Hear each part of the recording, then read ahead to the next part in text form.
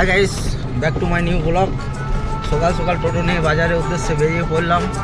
দেখতে থাকো বন্ধুরা, এই কটিপ করতে পারি কি পারি না, দেখতে থাকো, দেখা থাকি। হ্যালো গাইস, ফার্স্ট অফিসে এসেছিলাম, ফার্স্ট অফিসে নামিয়ে দিলাম, ব্যাক করছি বেলেদর মোড়ে দাঁড়িয়েছি একটু, দেখতে থাকো বন্ধুরা, দেখা থাকি। হ্যালো গাইস, আজকে সকাল থেকে লোকাল ভাড়ায় করা হচ্ছে। দু একটা লঙে ভাড়া পেয়েছিলাম, কিন্তু ভাড়াগুলোতে আসা যাওয়াতে ডাউন থেকে পেয়েছি বলে আর ভিডিও বানাতে পারিনি। এখন যাচ্ছি তোমার ইংলানপুর পেরিয়ে গেছি, সমুদ্রটা আগে যে গ্রামটা আগে গিয়েছিলাম সেই গ্রামে যাবো। ওখান থেকে যেগুলো আসবো, যাচ্ছি এখন, যেতে থাকি, দেখতে থাকো।